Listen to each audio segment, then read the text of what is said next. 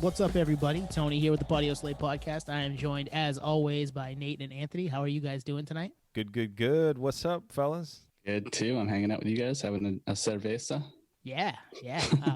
We're here. This is episode 42. It's our year end. It's our 2020 wrap up for you guys. So we're gonna go over some stuff. We got a few categories. We got a top 5 albums, stuff like that. It'll be a free flowing, tangent filled conversation, I'm sure. I wanted to thank our guest last week, Greg Bergdorf, for coming on with us again for the second time and doing the 3-album run segment, the He's on Fire segment with us last week. That was a complete blast, right? The fourth host, and he basically signed his name in blood to come on for a third time down the road. Oh, yeah. Hell yeah. The door's always open. In fact, who knows, he might drop into this one. Yeah, it's true. cameo style. But yeah, we were super stoked to do that again with him, and always fun to nerd out with people who like music and like to do what we do. So we thank Greg for coming back on again, for being our first repeat guest and doing our first repeat segment. It only took almost 10 months. I mean, we're doing something okay, right? It's not like you bring the same guy back every other episode. Yeah. But yeah, so with that said, you guys want to hit the socials, at Patio Slave on Twitter and Instagram. Email us, patioslavepodcast@gmail.com. We're active. We're around. We love to talk to people. So hit us up there. You got ideas for segments or questions or whatever. We love that stuff. So hit us up. Want to get into our 2020 year-end stuff, guys? I'm ready.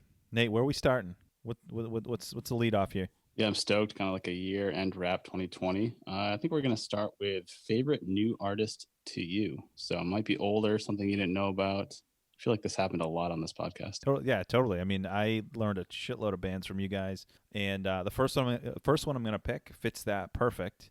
Are we just doing one? You can do one or two, yeah. Yeah, so I get two on deck here. The first one actually came from Tone, from one of our guests, which is The Dangerous Summer. They've been around, for a decade? Yeah, something like that. Yeah, so they're kind of like a pop punk, power pop type of, really polished vocals, real catchy. I could see him on tour with Jimmy Eat World. I could see him on tour with Fall Out Boy. They could fit anywhere in there. But yeah, I love these guys. It's just, you throw this on when you're driving in the summer, windows down, puts you in a good mood. Deep catalog too. I feel like I'd heard the name, but that's about it. So obviously, Tone, you know them. Yeah, I got into him this year too. That was one of my ones. So we overlap already, but that doesn't really surprise me. With, we've spent countless hours this year talking music, so not a shock that we had a little overlap with some lists. Dangerous Summer, yeah. Jason Tate, our episode 23 guest, he had tweeted about them or posted something, and maybe it was the liner notes he sends out every week. And I was like, you know what? I typically like to check stuff out here and there that that he's put out there and has explained as something that I might like. And this fit. It's perfect. The album was Mother Nature, came out last year, and it's just a great record, front to back. I thoroughly enjoyed it. Cranked it most of the late summer into the early fall. Even listened to it again recently when I sent a text to you guys, like, check this out, guys. I think you'll like it. They put an EP out like a couple weeks ago. Haven't listened to that yet. Need to get on that. Oh, I didn't even know that. In prep for this, I was listening to stuff from this year, so it hadn't crossed my year end stuff yet, but I am excited to peep that. So cool band. Go check them out. Nice. It's awesome. I got one too for me, and this is kind of an interesting thing because we had one of the members on the podcast. I didn't know a whole lot. It was one of those things, like you said, Twan. Like, I think I saw it on a festival bill and whatnot. So a loss for words. I didn't know much of their music at all, and then prepping for the interview, I was like, oh man, I really like this band all of a sudden. So I wish I had seen them earlier. Definitely some show regret there, but now I'm a big fan. So props to you to introducing me to both Maddie and to his music, because I'm a super fan for his music. Nice. And that's the thing. It's like, they may not be a band, but their legacy is out there for you to check out and go back. And great thing about them is they have 4 full lengths, multiple EPs, multiple splits, a Motown album, 2 acoustic albums. So massive catalog. So there's plenty to pull from.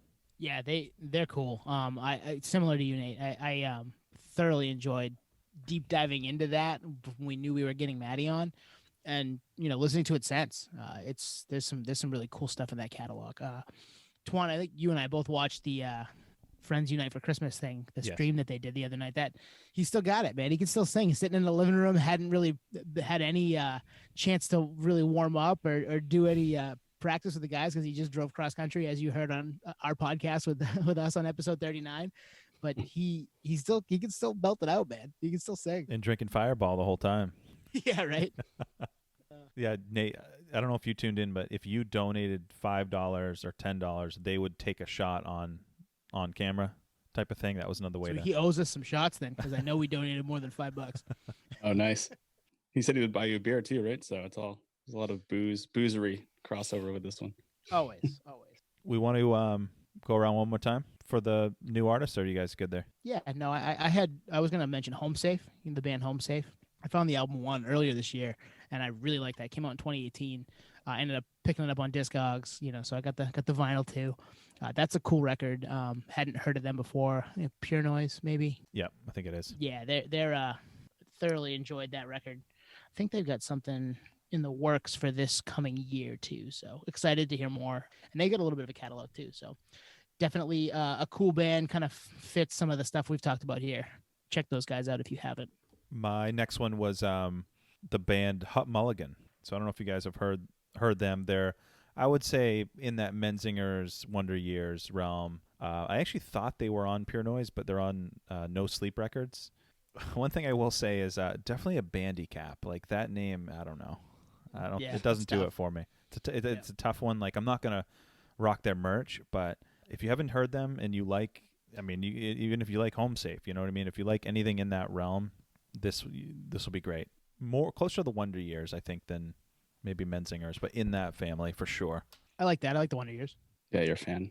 And you know what? It's funny you said the Menzingers because Tone, I think you've been trying to get me into them for years. Yeah. Yep. And then we were talking about it on this podcast, so I finally checked it out. So that extra push. So now I'm a fan of that too. So I would say that's another band that I discovered this year, which is my bad for slacking because now I love them. But the podcast kind of brings it to the next level. So Yeah, it's fun to just wreck stuff and have your buddies get into it. And with this, we've obviously had an outlet for that, and it's been a lot of fun to find new things and learn things about you guys that I didn't know musically. That it's like, all right, cool. I can check out this band I would never have heard of or thought about before because you guys are into it. Even though we have a lot that isn't common, there's a ton that isn't. So that's been fun.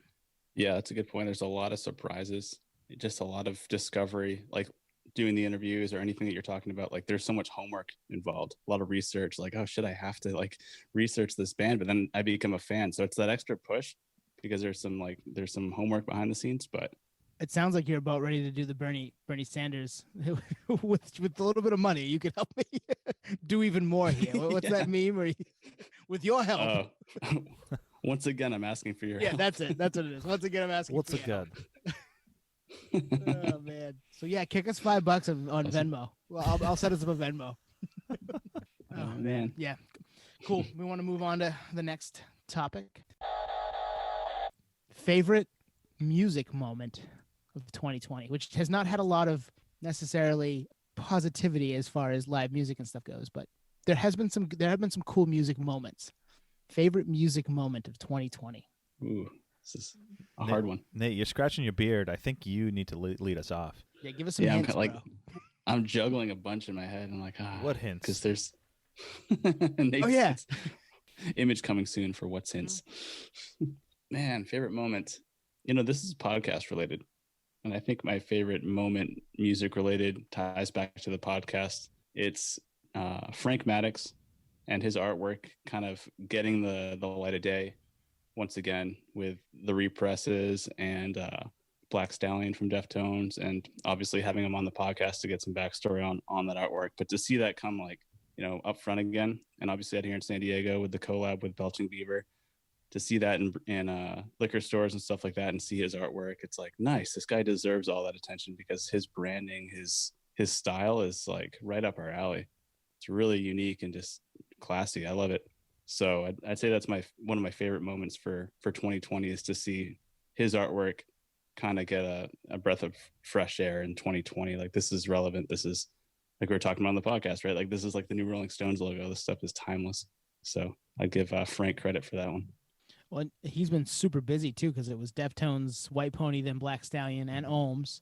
came Yep. out. All White Pony Black Stallion reissue just dropped a couple weeks ago, and Ohms was back in September. So, and then he had Linkin Park's 20 year for Hybrid Theory. So, and then Meteora hit Record Store Day, right? On I think Meteora was a limited press on Record Store Day. So he's had all kinds of stuff going this year and getting his stuff back out there. He's got his hands full. Yeah, I love that. I love his style. So, and you're right. He definitely became a household name this year more than ever, and I think it's obviously because of that trifecta you just mentioned, without a doubt. I mean, I think a lot of people may have known him by name, but maybe didn't connect the dots. But I mean, he was on our podcast. He was on a few other podcasts, and I've seen his name tagged in more posts than like last year. You know. Mm-hmm. Yep. So good big for year him. for Frank, and he's a good dude. He came on to talk to us, and we're nobody. So that was really cool of him to spend an hour with us and give us the lowdown on that cool stuff. yeah, exactly. Gives it some more life to those logos and that imagery. Like, now I know. Now we know the guy behind the scenes. Really nice, genuine person, and his artwork is just like, I don't know. It makes me want to get into graphic design. You know. Yeah. It makes me want to stay away from it because, like, all right, this dude, he's the Rushmore. I can't get any better than that. I'm gonna stay away. Oh, we're Sure, over here yeah, with, using our iPhones and using those templates, and we're like, okay, how do I make this fit in a square? We have no fucking clue what we're doing. I was hoping Frank would Compared. offer his services when we had him on. He'd look at our page and be like, I get something for you guys. That would be, yeah. Hey, Frank, if you're listening, man, we're down. We're down. He's like 2 words, 1 logo, not 10.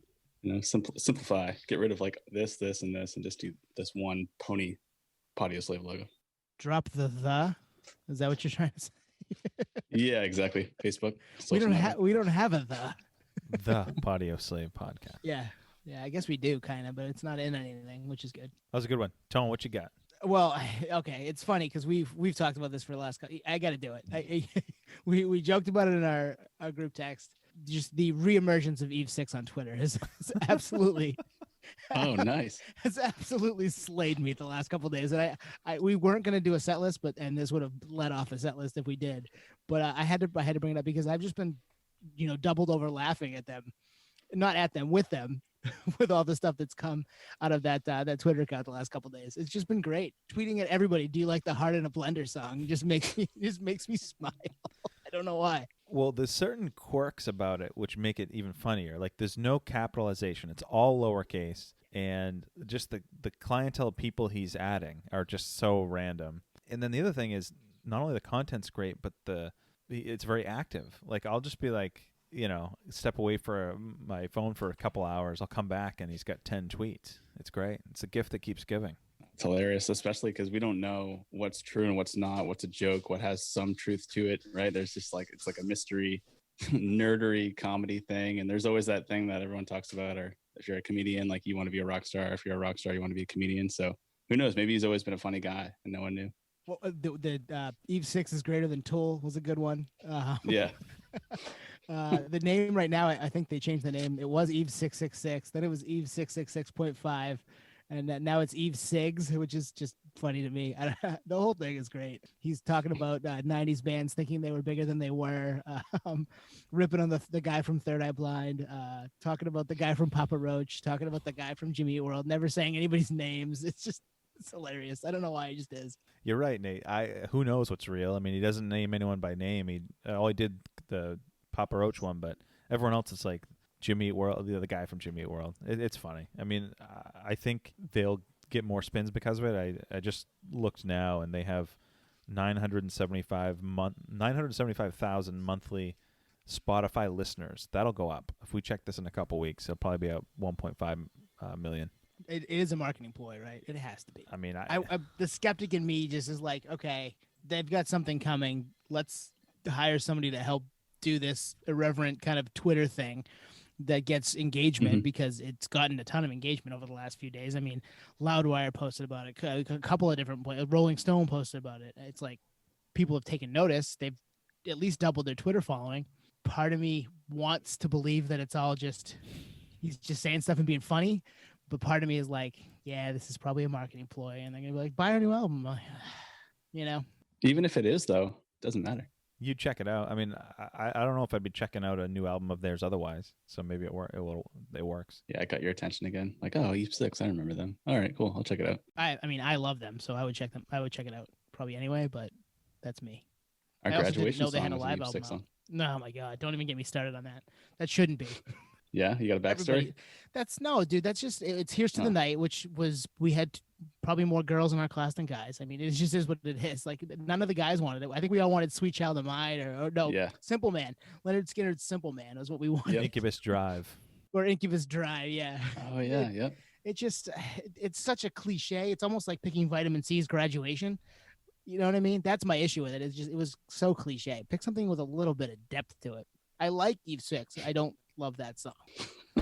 Yeah, so they had an album in 2012. I didn't know that. It was the one that was after It's All in Your Head. There's a single. The single off that is really good. Victoria, maybe. Yep. That song's cool. That's a cool, catchy song. Yep. Did that have a lyric video? It did. Okay, maybe I heard that one. Yep. So yeah, that's my favorite. That's my favorite music moment of the last week.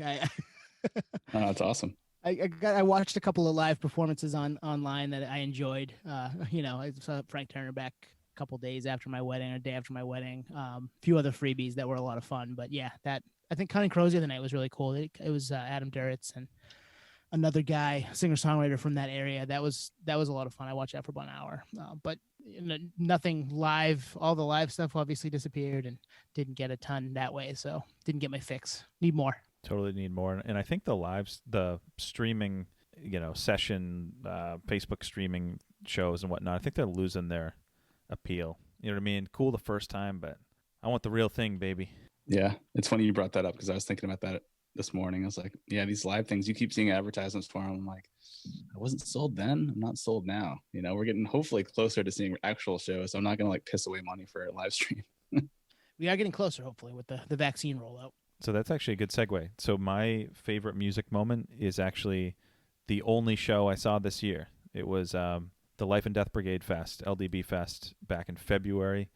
I flew down to Louisville, Kentucky, just by myself, and it was a month before my baby was born. So it was just like, in hindsight, it was like kind of one last hurrah type of thing. And I think any other year it would have been a highlight, but just this year, with everything that's gone on, that's the only show I went to. It was just my favorite moment of the year. So like Terror played, Fiddlehead played, Cruel Hand, Knocked Loose had a surprise set because the guys are in other bands and they were there and they're from Louisville. Yeah, I mean, if things turn around, I'll go to this every year, that type of thing. And it's crazy. If in a normal year it'd only be 3 months away, which is nuts. Actually 2.5 months away. But yeah, it was just so memorable. Like, I mean, from noon to like 9 o'clock for 2 days in a row. And there was a pre-show, which I didn't go to, but I was in town for. But yeah, watch music for 9 hours and then order Domino's in the hotel after. I mean, you can't beat that. Nice. No, didn't have to cook or clean. I love it. And that was like when COVID was in the U.S. at that point in time. Yeah. Apparently. Oh, yeah. And just reading message boards, people said this was like back in April, May. They were like, yeah, I was pretty sick after that fest. Yeah. The sickness thing it's funny because I went to a couple of bigger things around that time, just big gatherings, sporting event wise, for my job, and it was people were sick at that point, right? So it's like, oh man, who knows? Like, and if you think about it, you go to any of those big festival type things, you're going to be around a lot of people. People are going to be on you, and we look at that a different way now. So never would have batted an eyelash at it on March 1st of 2020, but on December or whatever it is today, you're like, wow, we did that. We used to live that way. Man, right. What a world. But yeah, I was reflecting on it, and that was an amazing weekend that I would pay big bucks to go back and relive. That's actually really cool that was like your right before COVID got crazy, because now like it'll never be the same. Like, when we had Maddie on, it's like it'll never be the same. Like, it won't be that exact experience. It'll be some socially distant version of what it was. So you kind of got like that last hurrah before your child was born. You kind of made some time to do it in a time when music was still kind of, small clubs. Or where was the venue? Was it kind of like a gymnasium type thing? It was in a skate it was park. A gym, right? Right. No, skate park. Yeah. Okay. It's like outside? So inside. It was like is inside. Okay. I don't know, maybe 800,000 people. Nice. Okay. Yeah, probably 1,000 people. I was just trying to think of like the shows or gigs that I saw before COVID got crazy, and it was like we saw Tom Green at some like basement comedy show on like March 6th, and then March 7th is when like the world essentially shut down. So it was like, wow, that'll never happen again. Not like that, right? Yeah. Those are fun too. Basement comedy shows like that. We went to one in Burlington, Vermont last fall, like the night after Thanksgiving, 2 nights after Thanksgiving, and you're packed in there, man. They get as many people as they can sitting at tables and sitting around each other and like on top of the stage. Like if you're gonna sit there, you're gonna get made fun of by the comedian. You Totally. it is what it is. Those things are a blast, and those Yeah. are obviously going to be different. Which hopefully at some point we're back to somewhat normal with that. But yeah, it's gonna be weird. And good for you for being able to go down and see a big festival of a bunch of bands you love. Before you're not last hurrah, but you're last hurrah for a while. For a while. Before having a baby. Yeah, that's cool, man. I'm jealous of that because I didn't get to go to see anything this year. So my last show was a year ago, last October. Oh, the Incubus one? Yeah, which is great, but we're a year plus now since I've been to a concert, and that hurts. Like it's just like this sucks, Ooh, man. yeah. It sucks, man. All the stuff we would have gotten this summer, it would have been great. We have a great couple outdoor venues, and we have a cool small indoor venue, which would have been fun. And some venues are closing, all that fun stuff. So It's like our talk with Greg last week. It's like, shit, we're not getting any younger. You know what I mean? Yeah. So like 10 years ago, you could saw the Rolling Stones, and now they're older. It's like, oh shit, COVID, how long is it going to last? I'm going to be so much older. Damn. Mm-hmm. Yeah, there's definitely some urgency, like because there's some acts that the clock is ticking. I mean, Yeah. the Stones may never play again. Who knows? Yeah. Mm-hmm. So yeah, a lot of good memories there, music moments. Want to get into the next one? Yeah. What is the next one, Nate? You got it? Ooh, the next one is the favorite moment on the Patio Slave podcast. So many good memories. Thought we were talking about the Joe Rogan podcast.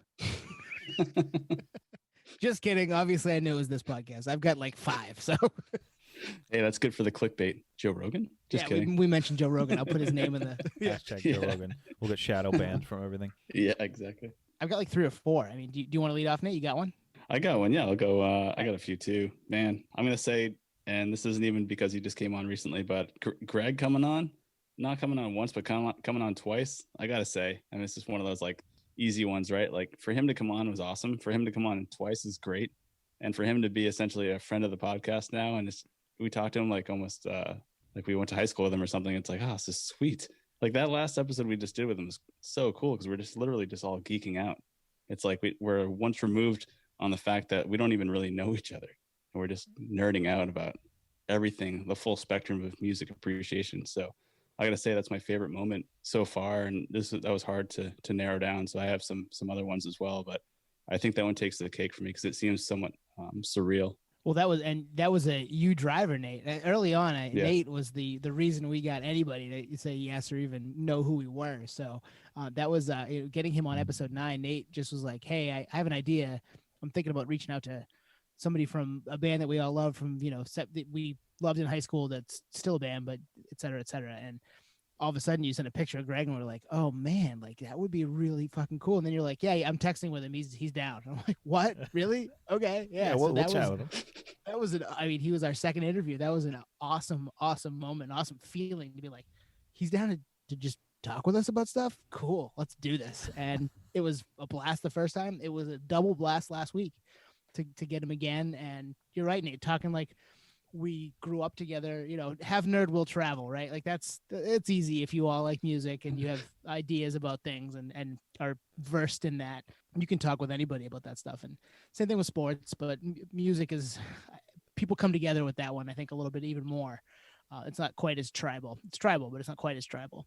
But yeah, that's a good one. Greg was a lot of fun to have on both times. Yeah, I mean, I think the way we spoke last week, it would almost feel like, I think from a third party that we knew him, that we actually knew him. It was very natural, one of the guys type of thing, and just a funny guy. His laugh makes me smile and crack up to no end. Yeah. Just a cool guy, and he's been in that band for 18 years. He's seen the world. He's seen a lot, and I'm just thankful a guy like that's still willing to chat about those days out in the open. Totally, yeah. Testament to him. He's a good dude. Yeah, I kind of equate it to like travel. When you're on, I used to travel a lot for work, so you're on flights all the time, and you just happen to get that really cool person that you sit next to, and it's like you have there's no reason to talk to that person in depth, and for some reason you start talking. Next thing, one thing leads to another.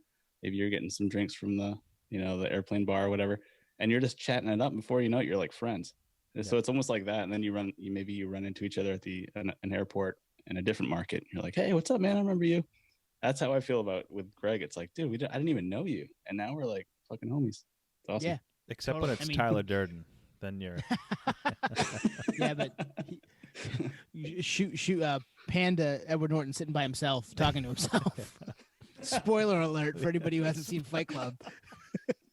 Yeah, no, it's a good point. If it's Tyler Durden, maybe run the other way. Do I give him the courtesy of the ass or the crotch? Sticking feathers in your ass does not make you a chicken, Nate. Oh, it's awesome. Yeah, that's a good one. I'm gonna go next. I got one. Yep. Sweet. I got a couple, but I'm gonna the one that it predates Greg because I was like floored that anybody at this point in our poddom would even be thinking about saying yes to talking to us.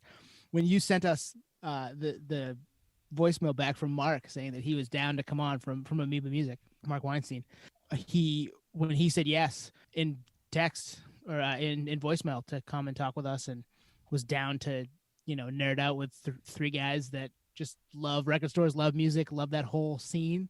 My heart sank and floated at the same time. I was like, I don't know how I'm going to do this. I don't know how we're going to do this. We've never done this before together. But at the same time, I was like, somebody's down. Like, this is cool. Let's make this work. And it was a blast conversation. I love talking to him. I feel like that second half, he really opened up and started giving us some really cool nerd tidbits about like going into houses and seeing all those records. And man, I love that moment. That feeling for me was like, we've done something here. We're grinding. We're making this happen, which was cool. Killer moment. I remember you sending that, Nate, and I was like, oh, shit. Like, damn, that place is amazing. And the fact, again, to repeat what you just said, the fact that anyone would chat with us, you know what I mean? And he was pretty quick to commit, too, you know what I mean? To get on. And I remember in those early days, we did almost like a sound check. We had him test the connection and all that. And, we've kind of worked the kinks out since then. But it's a good thing we did, too, because we needed to. We didn't know what the hell we were doing. Like, we're bringing somebody in from the West Coast. We're trying to teach them how to use, at the time, Skype. And like, oh, man, like, let's make this work. But it worked out, and he was cool. And that feeling. It's hard to replicate that feeling. And we probably won't. That exact feeling we won't, because that was the first one for us, right?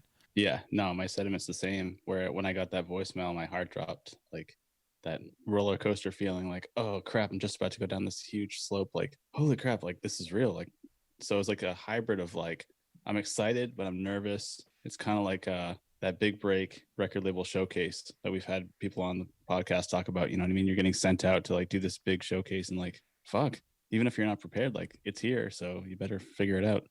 That's how I felt. And I think it kind of shows in our progression. Our progression is like, oh, we didn't know what we were doing. We're just going to do it anyway, because I mean, you got to learn somehow. So I feel like we've grown. Greg kind of validated that we've grown, right? Yeah, he did. Yeah. Last week. So he might have just been being nice, but yeah, whatever. He validated us. Yeah.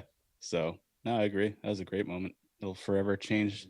That has forever changed us. So mine is basically a continuation of what you guys just said, just in a more broad sense. So my favorite moments so far have been the collective interviews. So like years ago when I worked in college radio, I interviewed probably a half dozen bands, members of certain bands. On a dude from Trevor from Unearth, Carl from Earth Crisis, the dude from Children of Bodom, the bassist Henka. But it was almost like he used a cheat code, because it's like, there's radio reps at Metal Blade, there's radio reps at Victory, there's radio reps at, whoever.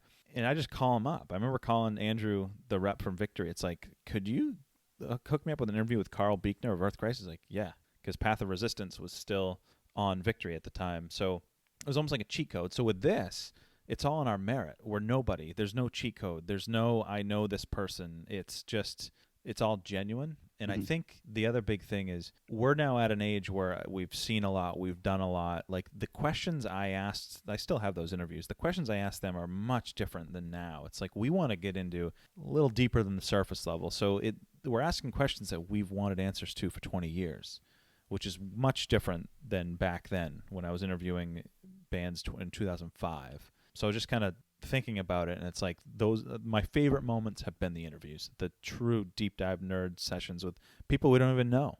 Yeah, I love that. And I think that's very true. Like, at the end of the day, like we know each other. We know all of each other like pretty well, but the music, we know everything we hear on record and the liner notes and Wikipedia. There's only so you can only get so far. You get someone on the podcast that's ready to just deep dive on anything. I mean, everyone that we've had on has been super just graceful to just go all out and tell some really cool backstory. So yeah, I mean, I don't even know how a lot of this stuff happens. I guess it's timing, if we reach out at the right time, maybe we do have something special. I think we do, but from the outside looking in, yeah, it's a little bit of both. Yeah, I agree with you, Twan. Yeah, it's really cool to get that kind of flutter in your chest when someone says yes to coming on, and then you're like, all right, now we gotta prep, now we gotta put this together, now we gotta talk. We're texting all the time, and then we get together maybe another night during the week and bang out a bunch of questions and kind of sequence things, and how do we want to make this sound and go, and how are we going to set this apart from a regular just here's your timeline, how do you figure it out? Like, we're not just reading from Wikipedia, we want new things, we want different things that you don't get anywhere else. For three guys that haven't had a lot of experience doing that coming into this, so it's been really cool to talk to different people, and everybody we've had on has been great, which has helped. I mean, we haven't had a dud of a guest. Every guest has been cool with their time, has been gracious enough to talk to us for a while, and given us their time and their experience in a longer form than you'd get just in an email or a text or a quick phone conversation. So that's all. We've just been grinding on that stuff and honing our process and making that happen. It's been a lot of fun to do. You're right. It is. That's a highlight for sure. And you brought up a great point. I've done interviews through email, and it's not like I ask one question, they answer, then they go back and forth. It's all, I remember sending out all the questions and they would answer it. So it's like very difficult to tangent. It's very difficult to pick up, on something, maybe a reference that they made, and then you could riff off that for a while. So in this format, it allows for that, which is awesome. But yeah, for me, interviews, I'm super stoked on what we can land in 2021. Yeah. We're not done. Not even close. We're gonna keep this train rolling. We got plenty of people we want to talk to. So if you're new to us and you know somebody that shoot us an email. Like we're down. That's how Ben heard about us, right? Ben Collins from Chronic Future. He had somebody saw one of our posts and was like, hey, they like you guys. I mean, we love that band, so it was perfect. And he's like, hey, thanks for the love. And we're like, do you want to talk? Yeah, sure, let's do it. It was awesome. That is awesome. Organic promotion for absolutely no reason other than just the appreciation of the product itself, or the music and the art. Just cool. And actually, Twan, to riff off of what you were saying, it's kind of like when we were doing the the episode last week with Greg, with trying to narrow it down to like a 3-peat album run. I feel like interviews, to your point with what you were just saying, like it's hard to hone it down to questions because you only have so much time. So you're really trying to narrow it down to like, what do I really want to know? Like, what is like something I've always wondered? And so you kind of get back to like our roots in music appreciation. It's like, 16, I was listening to Zebrahead. I want to know about what it was like to record Waste of Mind in 1997 going into 98. And boom, now we get that backstory. And no one's heard that story, at least on record, Mm-hmm. So we have that opportunity. So it kind of pays dividends like almost immediately. So we get to do the questioning and get to hear the answer from the horse's mouth. Like, yeah, that's awesome. Like, I've read interviews, I've listened to podcasts, be part of it. That's even cooler, man. Right. Like, I love it. And it's never forced. I mean, it's not like this is all people we want to talk to, and everyone we've had, they've wanted to chat with us. It's not like, it's like a promotional tour, making the radio rounds or anything like that, where, like, to go back to Rob's episode, the Weezer Rivers Cuomo, where he's just checked out. It's different. I feel like we go a little deeper. Ooh, that actually gives it another flavor, is the fact that we launched this podcast during a pandemic shutdown. So like nothing was going on. So for people to come on, like there's nothing to promote. It's just like, do you want to come on? Yeah, sure. Sweet. So all you people that have said no or haven't checked your DMs, maybe check your DMs. You might have a you might have a message from the Patio Slate podcast you did not know about. Yeah, chances are high. Shoot or shoot, man. Shoot or shoot. Yeah. That's a good one. We want to jump into Our favorite predictions? Favorite predictions of the year. I had a couple. Yeah. I mean, Yeah, you start, Tone. What do you got? Yeah, you had tons. I was really proud of the fact that I called the Joe Rogan, the video player that Spotify was going to throw out there when they brought in Joe Rogan. Like, because a lot of people watch it through YouTube. And, Twan, that's how you pretty much watched it. Yep. For the most part, right? You never really listened to the podcast. No, all visual. Yeah. So, and a lot of people do that way. Once we finally decide to reveal our identities to the world, we'll have a video where you just see the three of us talking like you do Joe Rogan and his boys. But people like it that way. They do like to check out the YouTubes. They do like to be on a video platform and kind of have it playing in the background on their television or computer while they're doing other things. So this is totally what they're going to do. And sure enough, they did. They dropped that video platform pretty much for Joe Rogan, right? It had to be. I mean, they'd probably use it for Simmons with the Ringer too, but right. Joe Rogan was the big one. Yeah, he's the reason why they brought it on for sure. Just to not lose any of their fans, of Rogan's fans, like myself included. Although I haven't. I was gonna say, have you used it? No. Me either. No. I wonder how that's going for him. Yeah. Really? I'm the only one that uses that. So you use it? Oh yeah. On All the Spotify? time. You like it? Well, yeah, only for Rogan though. I mean, I don't know Okay. if there's anyone else on there that's using it, but yeah, for Rogan, I use it all the time. I'm Yeah. sure a lot of people are. I'm just wondering, I listened to the podcast. That was the way that I consumed it. And I do it, Yeah. In fits and starts because it was typically 3 hours long and I would never sit down for 3 hours and listen to the full thing. But unless you're in the car, right? Unless you're going on a long road trip. Right. But Yeah. So that for me, it was always just to and from wherever I was driving, or if I was exercising or late night, I'd have podcast rolling typically, but it was never 3 hours in a row. So, and I didn't watch the video. I was always doing other things. So you think the video is good? It's working for them so far? I like it, but I mean, for the last 15 years or so, I've been watching interviews, clips, random things uploaded on YouTube from like the UK, like band interviews and stuff like that. And you get so much more out of the visual. You get to see their expressions, you get to see some delivery. It might be at the backstage at a festival. Obviously, there's some elements to that and how that interview goes down. Their energy if they just got off stage. There's a really cool one with Scott Weiland coming off the stage, performing with Velvet Revolver, who we talked about recently. And he's like in another world. You know what I mean? Obviously, he's was dabbling in a lot of stuff, but he's like, oh yeah, I just played to the masses as a god or something, kind of Kanye West style. You know what I mean? You're like, Yeah. This guy's high as a kite, but that's that interview in that time. That's great. That's time capsule. So for me, it was like, oh, nice. The fact that Spotify adapted their platform to include video was for me just an easy conversion from what I was used to for the last 10 years on YouTube, just scouring anything nerdery. So it works, but it works for Joe Rogan too. Obviously, he has such a plethora of talent on there, or interviews. So That was good. That was a good prediction. You saw where the puck was moving, and hey, they might be listening. Is there any Spotify execs? We did have a back and forth with Anchor yesterday. So maybe, yeah, they were helpful. They helped us out. We appreciate them. Yeah, little nerd insight or Audio Slave backstage insight on figuring out our metrics. They said it too. They're like, we're gonna check backstage for you. I was like, do you guys listen? No, That's something that we would say. Totally something we would say. It's totally something that we would say.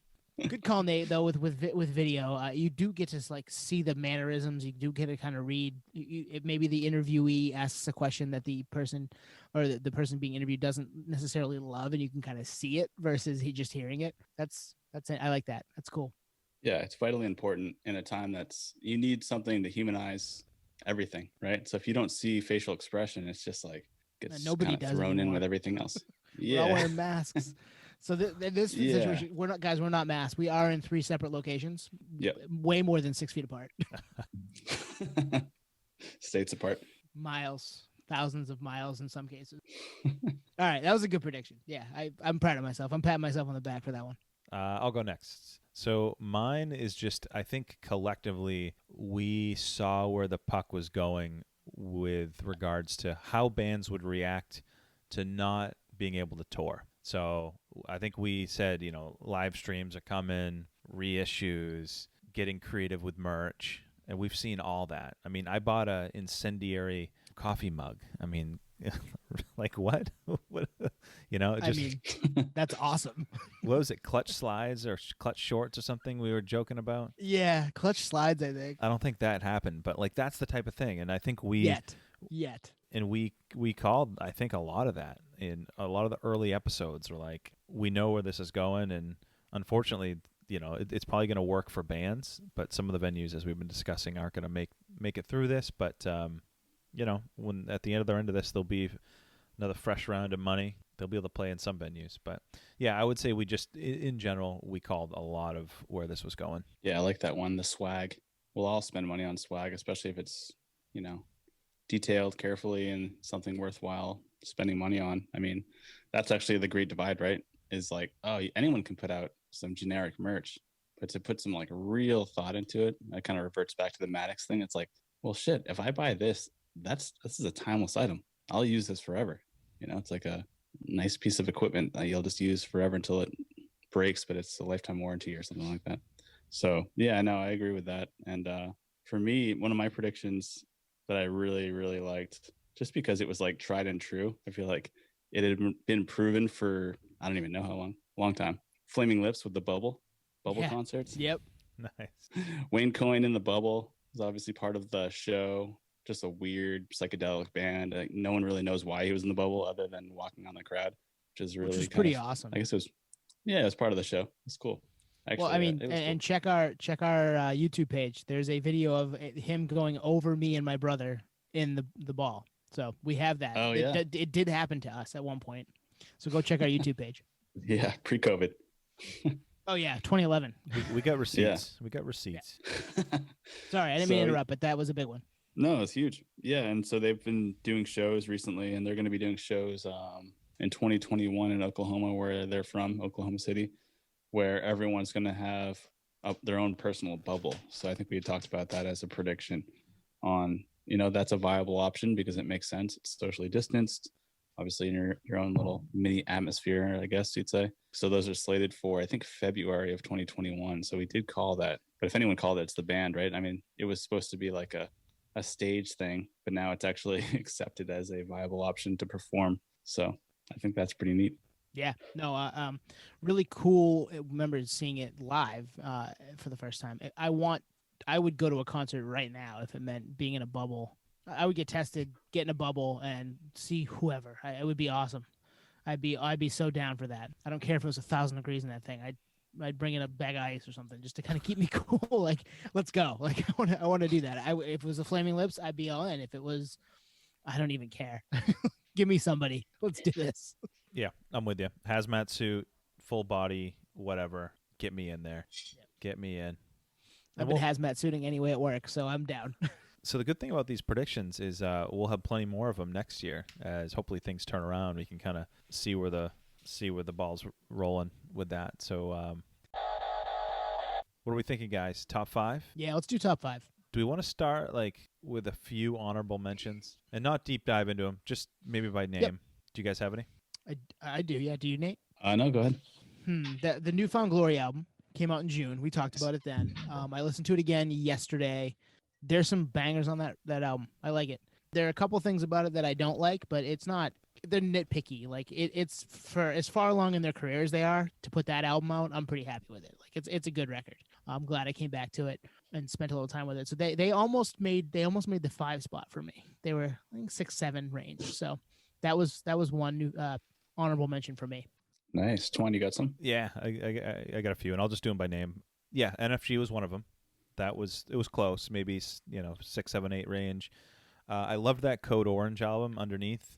I didn't like it at first. I first heard the whatever single with a lot of clean singing. It was actually the second preview track. Didn't really care for it too much, but it grew on me. Great album.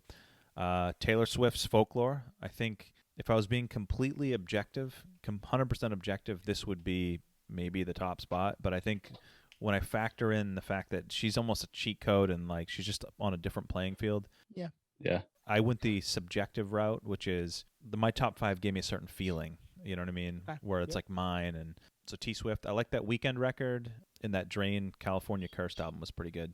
Yeah, that was pretty good. I remember talking about that. Geez, back, was that like April when that came out? Yeah. April, May. Yeah. Good call. Forgot about them. I didn't have that written down. It was right when I saw them at that festival. Mm-hmm. And it's too bad they never got to tour off that record because it dropped. I know, dude. In March, I think, which sucks. Pearl Jam, similar situation, right? That's an honorable mention for me. The Weekend, I had The Weekend. I had Jason Isbell's record that came out, Reunion, really good. One more. I got one more here. Oh, the Manson record. Actually, I not top 5, but I enjoyed the Manson record. So I would come back to that one again, and I will, I'm sure. Nice. Yeah, I was checking out the wiki PDF for 2020 albums that dropped, and it just made my head spin in terms of like, music nerdery brain. It's like, shit, all these albums. Imagine like behind the scenes, like being on a record label, like preparing like 12 months in advance for the record drop. Like, oh, we're gonna have this tour, we're gonna promote it this way. It's gonna be great. It's February. Okay, we're like 2 weeks away, and then COVID happens. It's like, oh fuck, everything just comes to a screeching halt. Like, damn. So yeah, lots of albums on the Wikipedia list I didn't even know dropped. So if it shows you anything, it's like all the promotion costs that they had stored, they kind of just like pulled back. They're like, well, we're not going to go forward with that because nothing's happening. What did you have for honorable mention? Well, I went through that list and there was a ton that I didn't add as an honorable mention because I didn't even know they released that album. Like Stone Temple Pilots, I didn't know they dropped an album. Did you know that? No, but like, okay, so one that didn't make your top 5 but you liked, that you spent some time with, was there any of those? Yeah. Corey Taylor. I know we all talked about that album, and I loved it. I don't know if it hit the top 5. Yeah. And it kind of like, it's that cheat code thing you're talking about, Twan. It's like, I like Stone Sour and Slipknot. This is a Corey Taylor solo album, which is cool. And there's obviously a lot of elements to both those bands. And that's, to be honest, it's a great album. I just don't think it makes the top 5.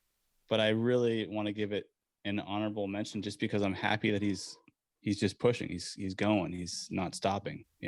Corey Taylor won't be stopped, right? So it's like, nice, man. Like, why would you sit on your ass? If I were you, I would probably do the same thing. Just keep going, keep pressing, keep putting out stuff that doesn't make sense, whatever, or stuff that does make sense and doesn't fit Slipknot or Stone Sour. So that would be my honorable mention right out of the gate because I just love that guy, right? Totally. Ian Robinson, it's like his best bud. So yeah. All right, number 5. Who wants to go first? You start us, Stone. Taylor Swift's Folklore was number 5 for me. Ooh, you're right. Nice. And totally cheat code. Probably in my face, something I would never have checked out if she wasn't Taylor Swift. But I was intrigued and liked the direction that she went with both albums. I haven't spent enough time with Evermore to like really give it the stamp of approval. Where this came out in July, right? Oh yeah, July 24th.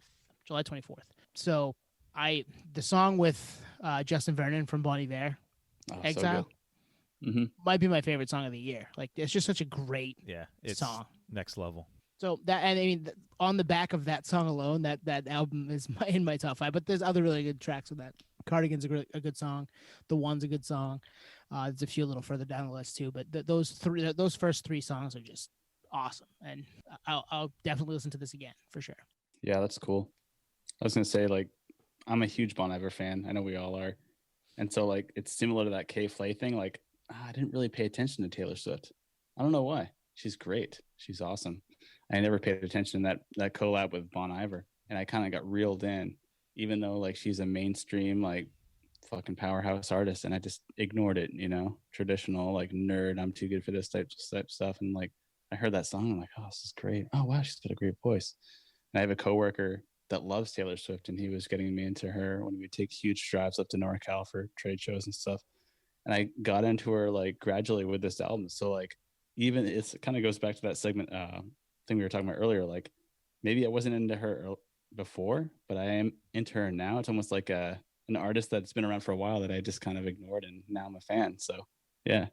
Maybe it was the Bon Iver thing. Maybe it was my coworker. I don't know, but I'm a fan now too. Yeah, totally. And she's, the early stuff is not for me, but when she started getting into what's the album with Style? 1989. It's a great record. It's a great record. And even the one before that. Of course, my wife likes her, so she's around a lot. But yeah, I mean, when you break it down, like a couple of the records that are in my top 5, like if you compared lyrically, song structure, songwriting, like Taylor blows the doors off all of them. Mm-hmm. But it's just I don't know. I wanted to put her in. It's a different vibe. Yeah.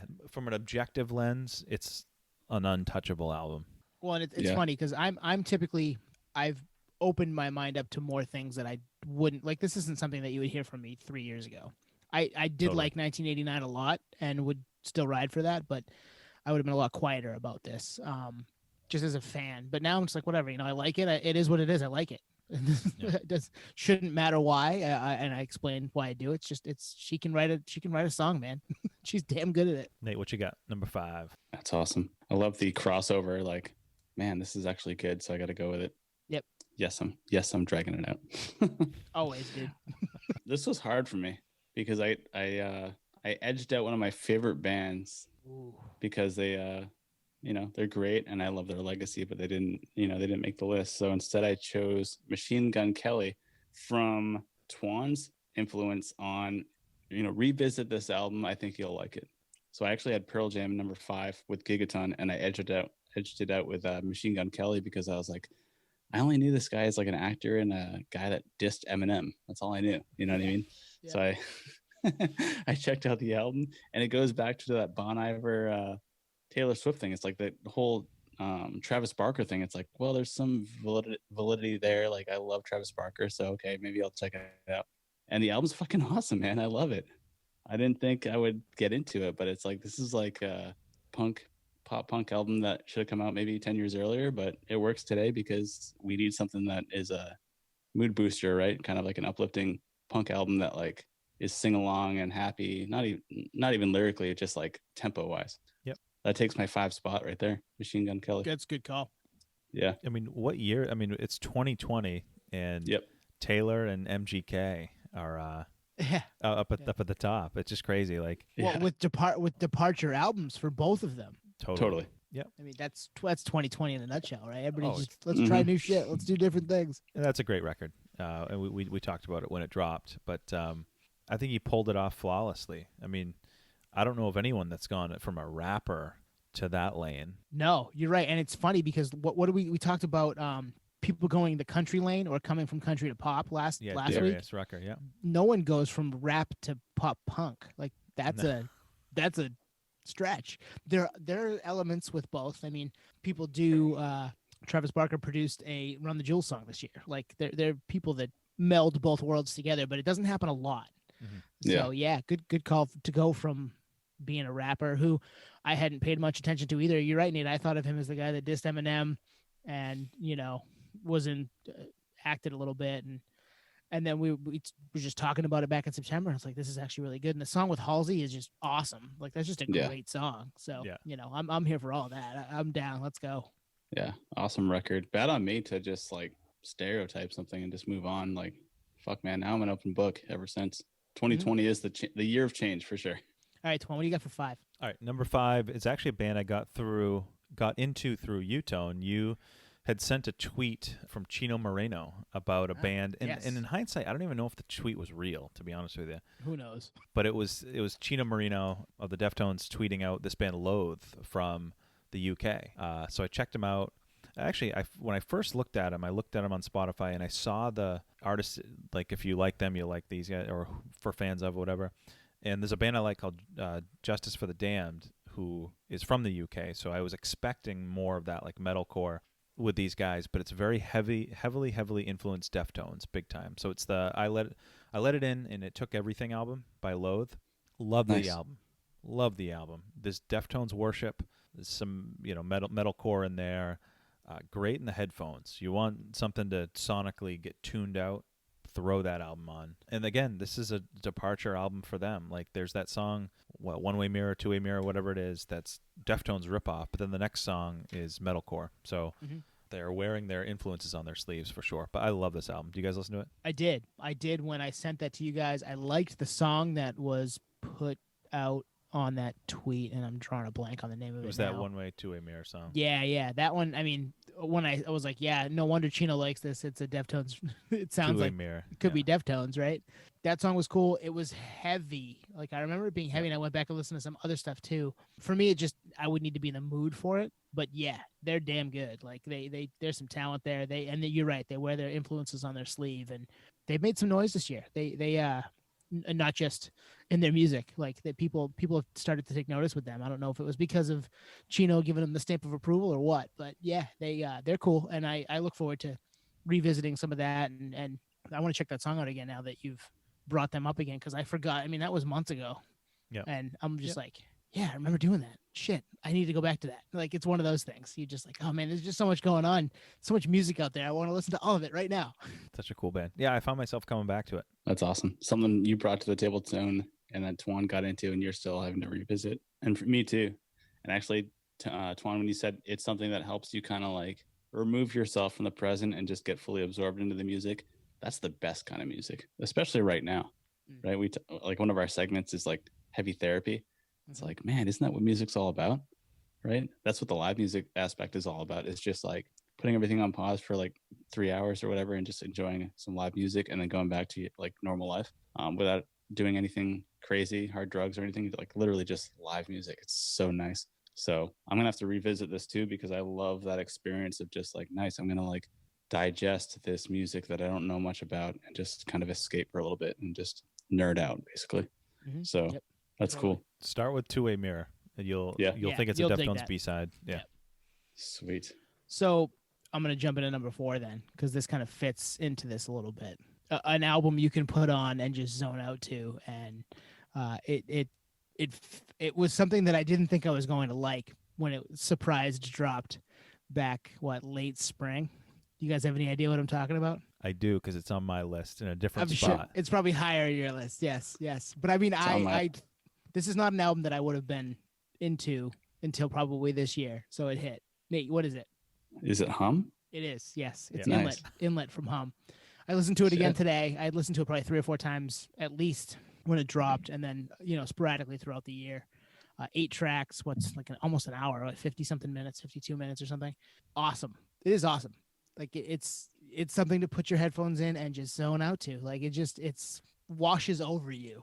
I mean, one song is called Waves, and it feels like waves of guitars are just coming in and out, right? Like it just does. My only gripe is the vocals aren't necessarily, they're not great for me, but they're not bad. They're just not. That's my only gripe. But the music is awesome. The feel is awesome. The vibe is awesome. So that's my number 4 album this year is Hum's Inlet. You know what we'll do is I'll save my commentary till we get to that them. works. Yep. So Nate, you obviously like this album. Oh yeah, I mean it's on my list too. So it's high. It's higher up on the list. But let's wait. We'll get to you guys's. Yeah, we'll get to you guys's. What's your number 4 then? One of you guys, Nate. Go to give us your number 4. What? Okay, I wanted to riff on that, but I'll wait till I get to it, I guess. If you want to riff on it, go ahead. I mean, well, only because when you said if you remove what you said, the vocalist, the lyrics maybe kind of intercepted with the feeling overall. Mm-hmm. Yep. Okay, so there's a band called This Might Destroy You. Yep. Instrumental band, similar in vein where it has that shoegaze type vibe to it, and just amazing music. And I was like, man, I always wondered, like when I was listening to this band, This Will Destroy You. It's like, man, if they had a vocalist, they could make this like a Hum or like a Palms or like some band that has that vibe. It has something to carry it basically vocally. But sometimes you don't need that. Sometimes you just need the instrumental. So that would be that. And it's funny you say that because there's 2 sides of that coin. You know what I mean? Like, do you want a vocalist? Do you need someone to tell you where the story's going, or do you not? So maybe this Hum record for you is you don't really need that direction. You just kind of need, it's almost perfect as is. Maybe the vocals take away from it. You're saying I don't think they take away from it. I just think that it is the impotence to their next level. Okay. That's for me anyway. I mean, other people love this band and swear by this band and are perfectly fine with the way things are. So I'm not necessarily right here, but for me, for them to go to that next level, I would need a little more from the vocals, from the lyric, not necessarily the lyrics, but from the vocalist, I guess. Not even that he's bad. It's not that he's bad. It just doesn't. There's just that one piece that doesn't lock into place for me like the rest of the record does. Yep. Does that make sense? Yeah, no, 100%. Actually, that's why I'm really happy that you kind of went deeper to explain, because it's totally true. I mean, I think I sit on both sides of it, but I like that interpretation of what you're talking about, because sometimes you don't need that. Sometimes you just need the sounds. The sounds explain the story enough. You don't really need the words.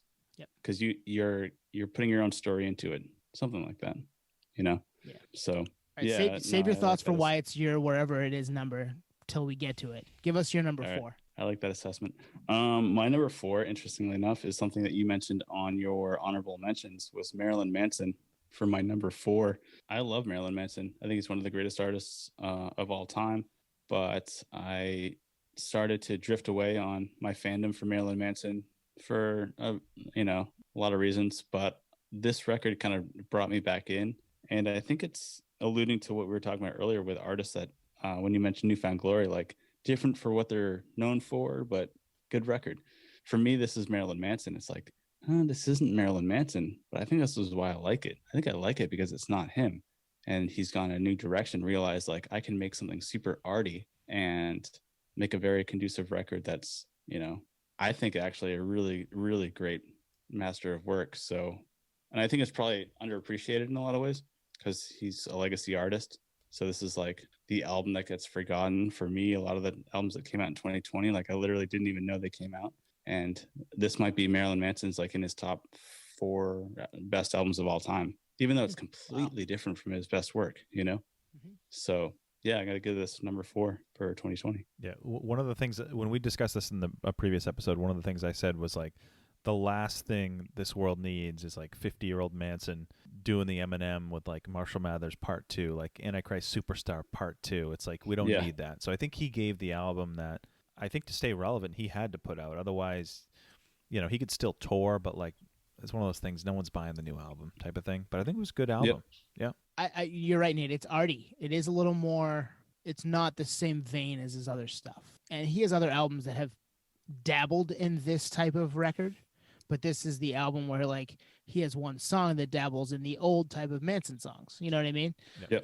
He kind of flipped it on its head a little bit. So I agree. This was an honorable mention for me too. I have, I don't know, 18 sitting here, but this was one that I liked and revisited and was like, yeah, it's not top 5 for me for this year, but it's still really good. And it's something that I'll remember from 2020. Well, it's just something I think about. Twan, you brought up Newfound Glory last episode on, that their 3-run Pete album, and it's like Coming Home is my favorite Newfound Glory album, and that's after their heyday. Yep. Great record. So it's like shit, like I think I like bands after they've hit their like mainstream success, and that kind of is conducive to like Kings of Leon too. It's like, yeah, they were huge on these on this record like 2 albums ago, but they really are in their element on this album, like where everyone, like no one cares about them anymore, and they're just going to see their shows, and like they're not even buying the album, they're just going to see the songs from 3 cycles ago. So I have this weird cadence with that, where it's like I get into bands later or earlier or whatever it is, but that sweet spot sometimes is after their huge commercial success. So Marilyn Manson fits that bill, and this album, may not be highly regarded in the history of music appreciation, but I think it highlights his influences. Finally, I think there's some influences that he draws from that never really got showcased, and this one shows it. Yeah, I think people look back on his catalog, and this will be in the top half for sure. Mm-hmm. All right, Twan, what's your number 4? So I'm going to do this one in 30 seconds. I'm going to shelve it because I know at least one of you guys has it already. Yep. So Run the Jewels, RTJ 4. I think it's a classic. It's a classic hip-hop record. The production has a timeless feel to it. The delivery, the flow, the approach. Like, this could have come out in the 90s, could come out today. I think P and Killer Mike are in their fucking prime in this album. And I struggled with, I'll be honest with you could ask me in a month and this would take the 1 spot. You know what I mean? It's like these top 4 were so close, but I'll park that for now, just given that I know. Park that. I got it higher. Yeah, exactly. You knew I would though, yeah, right? Absolutely. Nate, do you want to wait till I go and give your thoughts on RTJ? Or? No, I can jump in. It's on my list too. That's the funny thing. Okay, so let's wait. Okay, then we'll wait. Well, I'll do my number 3, and then we'll wait till we hit your where it hits for you. My number 3, Spanish love songs, Brave Faces, everyone. Nice. I listened to it again last night. I listened to it when it came out a couple times. I listened to it a couple times over the summer.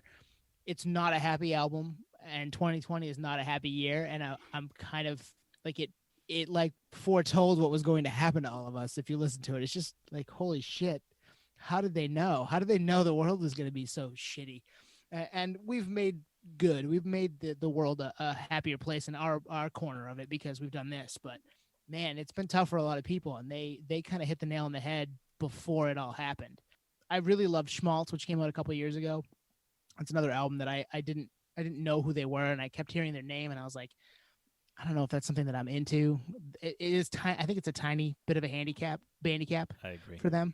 But the album's great. Brave Faces Everyone's a great record, especially mood wise for what's happened this year. It's almost cathartic to listen to it and be like, yeah, it's been tough, man. We'll make it through though. We're gonna get out on the other side. It's gonna happen. That's my number 3 album of the year.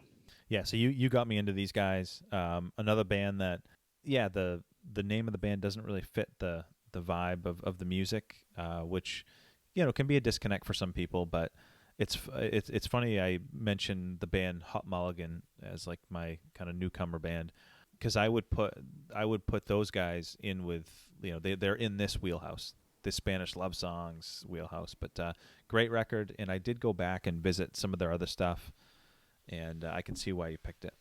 Nate, do you hear this album? I checked it out too, and Tone, the way you're describing it, it's like, man, it's so subjective to do this list, because it really is like, and even with you, Twan, like with Run the Jewels maybe hitting number 1, it's like, shit, like it's so subjective. Like, how are you feeling that day? Like, what are your roots in music appreciation? Like, were you always a rock guy? Were you a rap guy? Were you a metal guy? Like, it doesn't really matter at the end of the day, but it really kind of depends on what you're feeling. What's your body chemistry that day? You know what I mean? Are you feeling like aggressive? Are you feeling like chill? So if we did this segment, you know, next week, I mean, I think the list might actually change pretty drastically. Mm-hmm. So it's hard to say. And I'd like to say that I've thought about this list pretty deeply to know that these are concrete, but I don't know. Like, some days I don't eat meat for a month. Some days I eat meat Some days like every you don't 3 eat meat days. for a Like, I month? don't know. Wow, man, that's a long day. Just, cycle I'm off just certain giving you things. a hard time, bro. This is what I do. That's what I do. Yeah, cycle off caffeine, cycle off protein, or certain proteins. Yeah. Well, you didn't drink in October. I mean, you did the whole sober October thing. Yeah. Yeah, just to try. So yeah, like, I don't know. Like, I think there's just so many different reasons as to why we choose certain things, and obviously this year has been extremely challenging. So to have music that helps us get through those certain things. Like, what if we didn't have a pandemic? Would this album make the list? It may not have. Honestly, it's right. Yeah, that's yeah. a great You know, point. it's funny because I remember listening to it in the gym back when you used to be able to go to the gym in February, and it was like, oh man, I'm looking for something happier right now. I'm working out. I feel good. I don't necessarily need this vibe. Not that I don't like the vibe. It works for me at other times, and this year it worked for me. So you're right. It probably doesn't make my top 5 then, but I did love Schmaltz, and Schmaltz isn't super happy, and that's from a couple years ago too. And that year wasn't like this one. So I don't know. Maybe, yeah, it's tough to tell. Yeah, there's just so many things. Like, is the economy good? Are you in a good mood? Pop punk just like works, you know? Or is shit fucking nasty? The economy sucks. Fucking throw on the Fragile White Nine Inch Nails. Yeah. True. No, it's a good point. You know? All right, Nate, what's your number 3? So I'm actually circling back to Twan. My number 3 was also Run the Jewels. Okay. All right. And I liked that. I had it higher, not gonna lie. I liked what they were putting out. And obviously the Zach Taylor Roca from Rage Against the Machine helped me get into him. So it's another one of those Taylor Swift, Bon Iver, like, okay, I know this guy, so obviously he's associated with them, so there must be some kind of validation there. So I was like creeping more and more up the map on, all right, I think I like this band.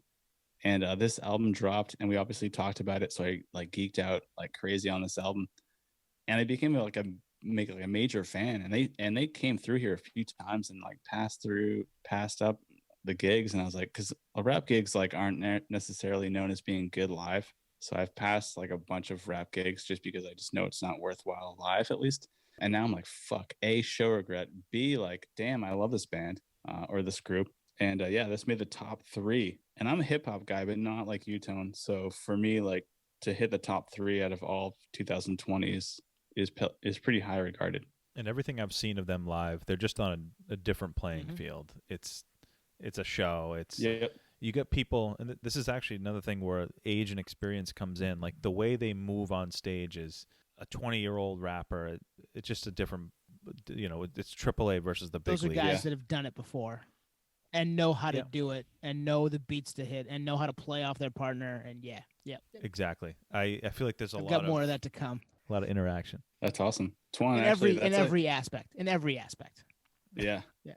I was going to say, Twan, that's like another segment in itself, is like seeing a band live and how that translates and moves them up the ladder. Is like, oh, they were good, and I saw them live, and like because they're able to riff off each other as band members, like they are not now high regarded as a great live art, band because they are able to execute. All right, I'll save my thoughts because I have them a little higher. Tuan, what's your number 3? So 3, it's actually a band I don't. I'm gonna guess you guys don't know them, but you might like them after I kind of give the spiel. So the band is it's an interesting name, Mil-Spec, which is short for military specification. Mil-Spec. The album is World House off Lockin' Out Records, which I didn't even know Lockin' Out was still a thing. Like they were big 15 years ago. I have a few records from Lockin' Out, but it dropped back in September. It's if I were to just describe the sound, it's definitely a hardcore punk band.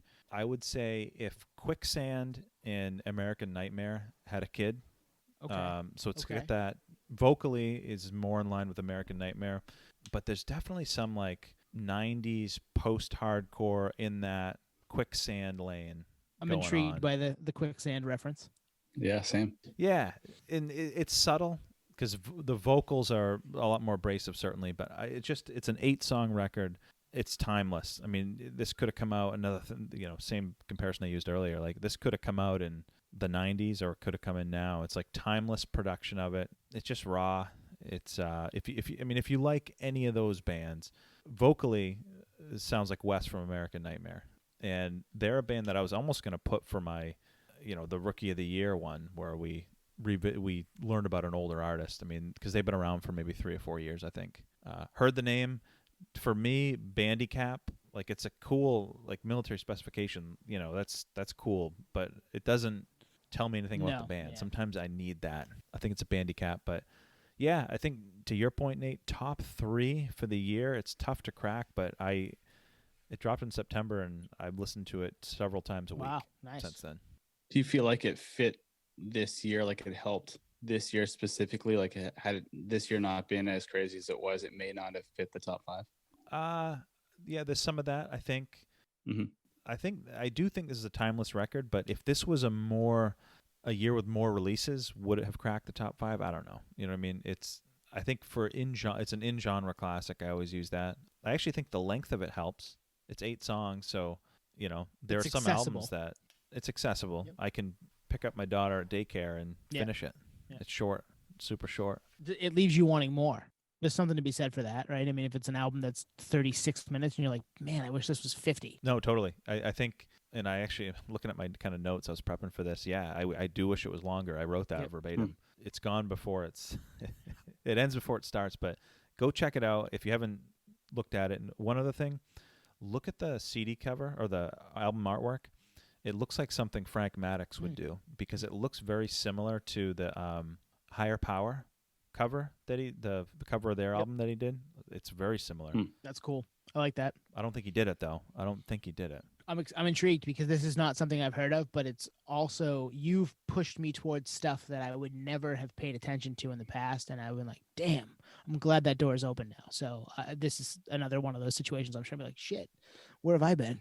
Yeah, check it out. Yeah, I love that tone. It's like like music appreciation's like reading the terms and conditions for any kind of service. It's like, shit, I'm not going to read through this. But if you get someone that gives you the cliff notes, you're like, all right, I'll check it out. Yeah, exactly. Yeah, thank you so much. Because man, this description is 6 pages long. I don't want to read all this. Oh, Tuan just put it into 2 paragraphs. That sounds like something that I might like. Yeah, okay. Yeah, there's just too much going on. It's like an antique store, but all the good stuff's consolidated in one little corner. You're like, oh, sweet. All right, number 2. All right, this is tough for me. I waffled on this all day. Yeah, my tough. Number 2 album of the year was Deftones' Ohms. Ooh. Which gave away my number 1, but yeah. Can I tell you something? It was also my number 2. So we can get into it. Nate, was it your number 2? Oh shit. Number 2. It was all of our number 2s. What a clairvoyant moment right there. That's insane. We did not tell each other our numbers 1 through 5 beforehand. Yeah, my number 2 album of the year. Great Deftones record. I don't think it misses really anywhere.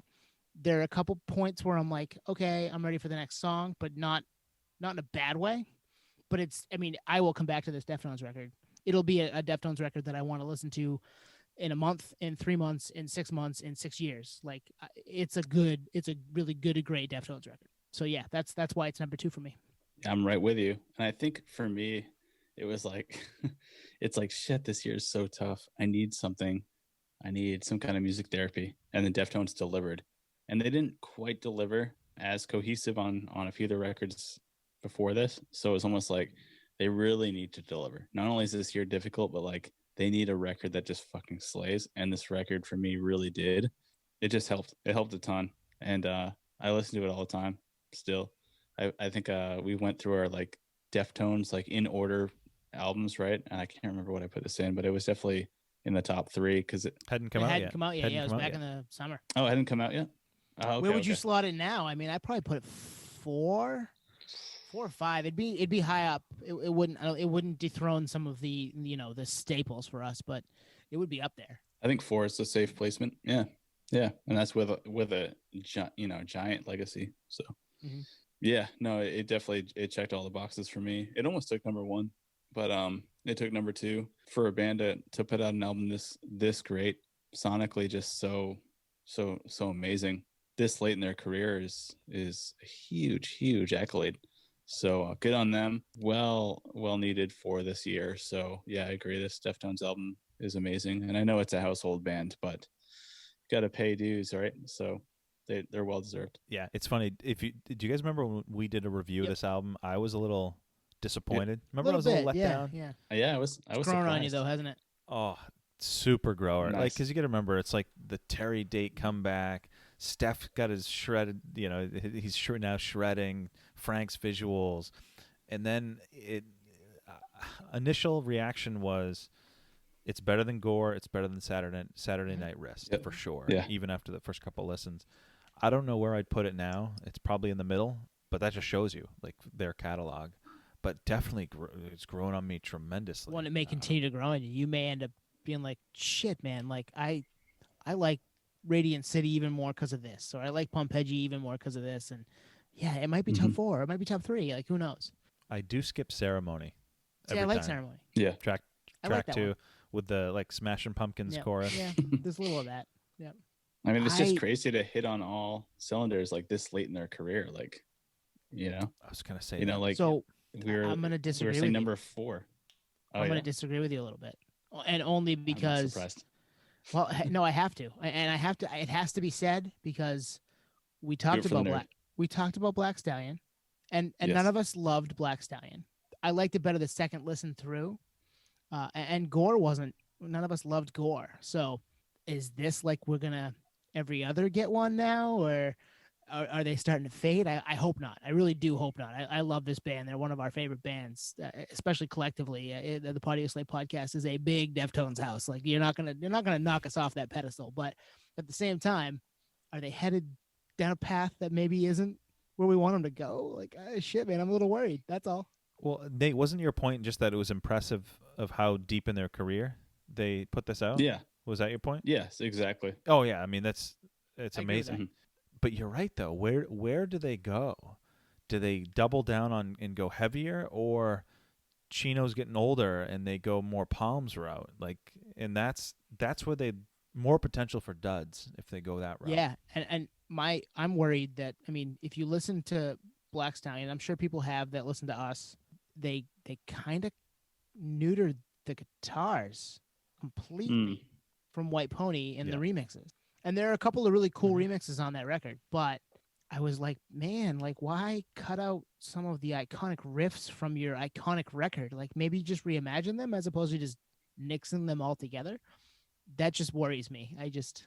But this album has Steph's grooves, so who knows? Like maybe they just wanted to do something different because they just put out the guitar heavy record, right? I mean, it's so complicated when you think about it because we're on the outside looking in. So if you're in the band, it's like, okay, and I don't want to name drop here, but I'm going to like, do you want to be Korn and just like do the same thing over and over and like, keep that core fan base happy? And obviously they did some weird things with like EDM and stuff like that. That I was gonna say they had that EDM. They but covered I don't know. Cameo's word up, but yeah. Yeah, so there's that. But overall, they've rewritten a few things, unfortunately or fortunately, however you look at it. And I don't think Deftones did that with this. I think they reimagined what they've been doing, which is great. And I think that is an accolade to what they're known for is amazing music and amazing craft to the music that they put out, but they don't know that. I mean, like Greg said, they don't like, not everyone can be the Beatles. They don't know how to write. Like, they might think it's good, but they don't, like, you don't actually know until it's out there. Mm-hmm. So it's really hard to say. And so I don't want to say that Deftones is going to, like, you know, digress into I'm not saying something that. I'm just easier. Yeah, no, I'm not saying that. I'm just saying. Yeah. I guess it's the 2020 mind, right? You're just like, oh shit, is this the end? Yep. Of good. I don't want good things to end. And then they put out this good record that I love, and I'll probably continue. Yeah. Like I said, I'm gonna listen to this 6 months from now, 6 years from now, because it's a good Deftones record, good to great. But I worry that in 5 years we're gonna get a remix where there's none of the riffs are on it. It's just like flowery and EDM and. I don't know, man. I'm bummed by the Black Stallion release. I guess that's really all I'm saying. I was expecting so much more, and I'm bummed. Yeah. No, I'm not. I know where you're at. It's tough. I tried. I think actually going back to the whole Spotify with the video thing, I think I try to like understand psychology and physical, expression, where it's like, yes, well, yeah, I want to write around the fur again, but unfortunately, I'm not, 24. I'm, 47. So you have to understand, like, I get tired running around California for 5 days. Like, I can only imagine what it's like to write a record, tour on that record, singing at a level that is just not something you can do without any kind of voice track behind the scenes. And then you get called out on that. Like, oh, you're getting a voice track to do the scream. It's all like, shit, this is what you want. Mm-hmm. So you got to find that balance, right? Yep. So totally. I don't know. Maybe this is the Deftones pinnacle. I don't know. All I do know is that this record's amazing. And if this is the last straw and they kind of downplay from here, who knows?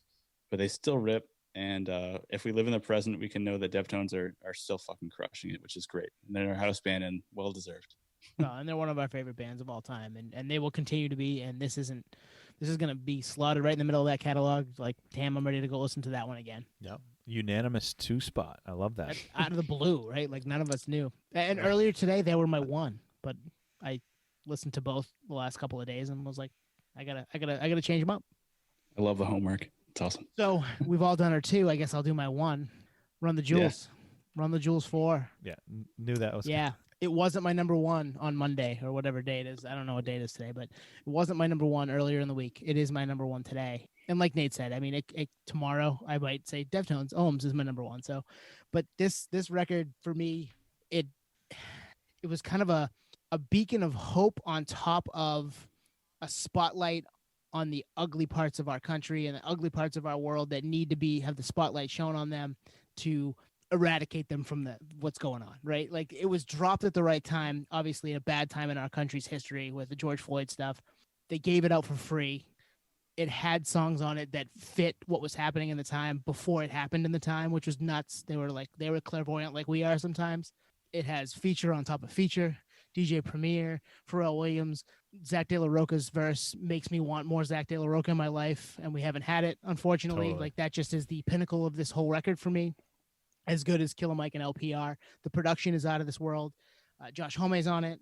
Man, the whole fucking thing. Visuals. Yeah, visuals. They did a holy Kalamafuck thing for Cartoon Network, I think, back right before the election. That was about 45 minutes long. They played the whole album in its entirety. Did nice. a light show live, all this stuff. The snow was falling, the whole 9 yards. It was badass as hell. Like, I was riveted by that, having already heard the record for the last 3 months and 4 months, whatever. It was my favorite album of the year. And it's going to be something that I come back to and say that was from this year, and it couldn't have been anywhere else. And it shined that light, that spotlight on shit that needed to be, rooted out. If we did a best feature, it would be the Zach verse. Yeah. He's just in his bag on that song. And it's a perfect beat for him, but he just kills it. And I wish instead of One Day's a Lion, he did the solo hip-hop record. That would be cool. Yeah. I wish he jumped into that in that era. Because now it's like, I'd take it. I mean, who am I kidding? I would take it all, but yeah. I'd take it. Yeah. I hear you. No, it's a good point. I mean, the reason he didn't put it out, at least what I read on a nerd, deep dive, as much as I can find on Zach De La Rocha, like going rogue for fucking whatever 10 years 15 years, is he didn't put out that solo record because he would go back and forth with Rick Rubin and whoever he was working with at the time, Trent Reznor, all these people. Is like, oh, it sounds too much like Rage. Oh, it doesn't sound enough like Rage. And so it was like this like Yeah. unsatisfactory thing for himself, but everyone else thought it was fucking gold. So if he wasn't so critical of himself, like we would have that stuff right now, because everyone was like, dude, like this is amazing stuff. If you just put this out, like they won't be like, oh, it sounds like Rage, or oh, it sounds like this. They'll just be like, you're on fire, like you usually are. So thanks for putting it out. Instead, he just disappeared for, however long. So yeah, to your point, like he should just listen to other people, listen to the outside voice once in a while. But it's Zach De La Roca, I think Ian had mentioned, right? Ian Robinson, like he's in his own element. He's self-critical to a default. So therefore, like we just don't get anything from him. But yeah, Tone. It's a shame too, right? I mean, yeah, I listened to an interview with Killer Mike and LP, and I can't remember where it was a podcast. I can't remember where. It was the Song Exploder. They talked about the song Just that he was on, and they were like, "Hey, you guys are lucky you had him in the rock world for as long as you did, because he could have absolutely just killed the rap world too had he wanted to. Right. We let you have him." This is what they said. It's like, yeah, he did. He could have killed this too. He was just so damn good, man. And this to get him in 2020 with all that was going on at the right time for this to drop, it was perfect. And we love Rage. We've talked about Rage a million times here, and we got a little piece of it with this, and that was probably part of the reason it was my number one album of the year, on top of the fact that I just love this record and I love these guys. I love all of their records. So Nate, where did you have this one? I had this on number 3. And I had it at 4. So there you go. I mean, we all were super high on this album. Yeah. And it's a comeback album. Like I throw it on maybe every other week nowadays when I want to hear the Zach song, and then I stay for the rest of the album, Yeah. Stay for a while. hell yeah, dude. That was like those earlier records. That's what it was for me. What was that first track with Zach? What was that? Count and You had to. I'm gonna have to look it up. Count and something to fuck or whatever. Anyways, yeah, I mean, obviously that drew me in, like that, special. Close your guest. eyes and count to fuck. Close your eyes and count to fuck. Exactly. So I would listen to that and Great name. Great name. like you said, Twan, I would like, okay, I'll check out the rest, I guess. But yeah, this new record, man, it's great. And it's the fact that it takes the top 5 out of all for the year is huge. I think I was alluding to it earlier. Like you kind of stick to your roots. Like I've always been a rock guy, whatever. I love hip hop just as much, but you kind of gravitate towards what even if it is subjective, even if it is what we were talking about earlier, like what mood you're in and what you're feeling in that day. Rock and metal kind of always take the top 5, but yeah, the fact that like a hip hop record took number 3 out of the whole year is saying something, that I'm understanding what's going on. I'm a Taylor Swift fan now. I'm a country fan all of a sudden. I was never a country fan until this year, until Greg came out last week. Like shit. So Patio Slave in a nutshell. Yeah, pretty much. That being said, Nate, what was your number 1 record of the year? I have an idea, and it's also probably Twan's. Yeah, it is. I know it is, because Nate, when you held up your notebook to show us Deftones at 2, I saw one. Shit. And so you start. Shit, you got a little hint. Yeah, actually, that's good validation that we don't tell each other, which makes this as candid as can be. So that's as transparent as we can be. My number 1 spot was Hum. I liked this band back in the day with their releases in the 90s, but they disappeared for a while. They were on a hiatus, I guess. And I liked what they did, and I think I appreciated what they were all about. But with that kind of gap, you kind of lose sight on what they're doing. You just drift away. There's other stuff that's coming out. There's a lot going on. So when this record came out, I was able to revisit their old stuff and this new album. And Twan, you actually were a huge proponent to that, to bring it to the forefront, because I was like, oh yes, me and my brother used to fucking love this band, and I knew them, and they rolled through here, and I didn't even fucking go, and I should have. It was a show regret. It was like $15, and this album just, as soon as you were like, Nate, you're gonna love this, I was like, all right, dude, I take your word for it. Like, we're all brothers here, and it was like the peak of like pandemic depression, and I was like, I really need something right now musically. And I would take these long ass, like 2-hour walks in the morning before grinding work, and just get into full music immersion. And this album just helped. It definitely helped tremendously for me. I was like, man, the bass riffs, the guitar riffs, everything. I was like, oh God, I guess I'm a huge rock, drop D shoegaze fan, if you want to say it. I think we talked about it in a previous episode. It's like, I think this might be me defined as a music sound. Like, I like this sound. Yep, you did say that. Yeah, word for word. Like, I would go to these shows all day if I had a chance. So it takes the number one spot just because I think it's like, it's my plaid. Like, this is everything I stand for music. And I listen to it quite a bit. And it's 2020 album music therapy for sure. So yeah, it takes number one. Hum, with their latest release coming out of kind of nowhere. I mean, they kind of reunited out of nowhere. So that's an extra surprise. Surprise drop. Yeah, for sure. Yeah, I mean, great record. It's my one. Surprise. Oh, nice. Yeah, and we talked about this when it dropped. It just checks every box. I think I actually love the vocals. I know it's a point of contention, or maybe not even a point of contention, but it's your limiter tone. I think it's kind of what sets them apart from other bands of this ilk.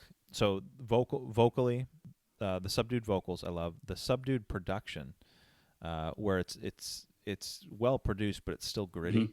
The comeback album, what was it, 22 years between this and Downward is Heavenward or whatever it was. Yeah. The visuals, I mean, it's funny. I'm looking to the side here because I can see the record. I pre-ordered the record back in June or whatever it was. It took 5 months to get here. Wow. Yeah. Well, because it was probably it was so surprised that they didn't even have anything lined up to press it. Probably, right? Yeah, I think you're right. Yeah, I was on polyvinyl, which I'm surprised, but timeless album. The 22-year gap helped them for sure. Yeah. I mean, it's just like, one, the surprise element, but two, the gap. Most people are like, for most fans, if you told them that there would be a Hum album in their top 5 in 2020, they'd be like, they would have been like, no way. no No way. That band's been done. Like, are they even alive? Like, where'd they go? But top spot for me, it checks every damn box. Totally. You say the subdued vocals, and that makes me rethink it a tad. I'm not sure it could change much for that to work. So I'm not sure if there's another way for them to go about doing what they do vocally, sound wise, for it to make that any better for me. So maybe that's just where they are. That's the ceiling for them for me. I did not like them previously, so the fact that I get into this album to have it in my top 4 is crazy. That it was a band that I think we were talking about them before this dropped, surprise wise, and I was like, I don't get it. I listened to the record that came out previously 22 years ago, and I was like, this just doesn't work for me. It's just not something that I like. And then this dropped, and I was like, no, I get it now. This makes sense. Yeah, this is really good. These guys know what they're doing. So maybe I've grown a little bit with that too, but I don't think there's anything I could change that would make this any better than what it already is. And that's why it's in our top 5. One way to look at it would be to just go into it expecting that the vocals are the 5th instrument. Yeah. Yep. And that's the It's purpose. funny listening to it again today. I listened to it today. I do that with Tool sometimes, but Maynard is just is just so damn good. It doesn't matter. His 5th instrument is better than everybody else's 2nd or 1st. So I'm like, that's what I'm looking for, is something like that. And I'm like, okay, this has got Tool vibes, but it's not as good because Maynard is so much better than everybody. Like, that might be what the problem is for me. But yeah, that being said, it was in my top 5. It's a damn good record. Like, I'm going to listen to it again and again and again. Great fucking record. What number was it for you, Tone? 4. What number was it? 4. Man, the way you guys just both said it is exactly what I was going to say next. Is like, imagine if you were the vocalist for Hum and like the band's presenting you with this like instrumental work. Like, what would you do? I think I would do the same thing. Yeah. I would write lyrics. Yeah. I would write lyrics and tones and flow that fits that realm, because it just comes naturally. You're like, not because you're trying to force it. It's like, oh, this is what comes to mind when I hear this instrumental music. So the Tool's a great example. When you hear Adam Jones and Danny Carey and Justin putting these instrumentals together, imagine being Maynard getting sent that stuff like ADAT or MP3 file. Yeah, like, but he's Maynard. He is Maynard. Maynard hears that and goes, I'll show you motherfuckers. That's what he does. Yeah, that's why there's a riff, right? Yeah, that's why he's done what he's done over the years. But you're right. Well, Maynard, that's a good point. Maynard can also sing, though. Not that the guy from Hum cannot, but Maynard's got some vocal range akin to, I don't want to say Robert Plant, but he's got range for sure, or did. So I think I think it is conducive to what the music presents, and that's why it fits, and that's why it's number one. It's like if I was the lead singer of I would probably be in the same lane. I think I would probably understand like this is where this is going. This is what we're about. I'm not going to sing some crazy high pitched vocal range to somehow blend into this because it would almost throw it off, I guess. So yeah, and the thing, like you were saying, Tuan, like out of nowhere, when they rolled through here, I was like, oh, I love this band. I haven't heard from them in a long ass time. But that same venue in Solana Beach, Belly Up, like Better Than Ezra came through, same price. It was like $20 or something for a ticket, and I was like, oh yeah. There's like so many songs I love from Better Than Ezra. I'll go check that out and have a beer. But that was like on a Friday. I think came through on like a Wednesday.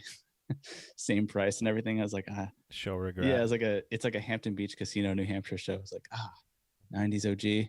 I should go. Yeah, I should go, but I'm gonna pass it up because it's a weeknight. So had come through a weekend, I would have gone for sure. I have a tiny little prediction that goes along with that to kind of wrap us here. If you guys are ready for it. Yeah, I'm ready. Right, so we had a decent amount of music get released this year. We just went through a lot of it, talked about what we liked, compared it to whatever. We're going to see when we can get back to live music. We are going to see a massive flood of records dropped and tours announced and people trying to get our money to get us back out there, right? Like it's all we're going to see for a while. It's like, oh man, it's July. Everybody's vaccinated. We should be able to get back in together. Here's all this new music. So next year is going to be super full of new music. Like this is going to take on a whole new life compared to what we've seen in years past and the way things have gone. If things go well and we can get back to live, because they all those bands and artists need to get back out on the road in the summer to recoup some of that money they didn't make, and they're going to be fighting hard for our dollars. Just saying that right now. I get a thought there because you're going to get everyone that had maybe planned to drop something this 2020. It's going to go to 2021. But then take a band like Hatebreed. They finished their album earlier this year. They sat on it to try to release it around a tour, but they just dropped it last month. They were probably writing the whole time still. You're going to get more. What I mean? So everyone's up. Everyone is available. Even Hum. You know what I mean? Well, and that's everyone's just been sitting when around. did that Hatebreed album come out? Like 2 weeks ago. Yeah. So that album is out. They probably have another one they've either kicked the tires on or probably closer to finish than we think or know, because what else have they had to do? Yeah. That might get dropped in April, and now you're like, okay, I've spent some time with that album from December, November, and here's a new one, and they're coming to my town. Holy shit, I'm going to get to go see a completely different band, and it's a band I already like, right? Like, that's what's going to happen. You're going to get people, you get two Taylor records that she's going to go play a ton of and then shake it off in the middle of it. You know what I mean? Like, it's just going to be stuff like that from prolific artists that have put out a bunch of shit. Yeah, I mean, there's two sides to the coin.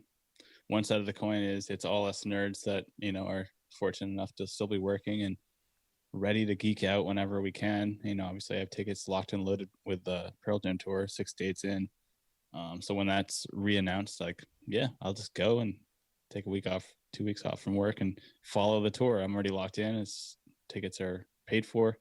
The other side of the coin is the reality of what's going on in the country is we're in a worse economy than the Great Depression. So, many people will not be able to go to the shows. And I also think that when these shows do come back around, I think we alluded to it before on when shows come back, like there's so much lost revenue. And obviously that always gets passed on to the end consumer to make ends meet. So whether it means like higher service charges or the ticket prices just skyrocket, not even, and it's beyond, inflation. So like that head ticket to get into the show was $75. Now it's 145, 150. It's like doubled all of a sudden because they have to make up for it.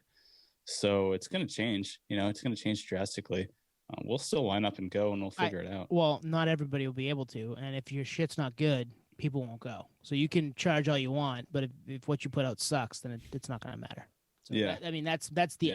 As capitalism will go, I'm not going to go pay, $15 service fees and $60 ticket prices for a band that sucks now. Sorry. See ya. Especially with what's gone on in the world. I will support the bands that I like and love and the music that I want to see. But yeah, well, stuff's going to get passed on to us, but that can only go so far.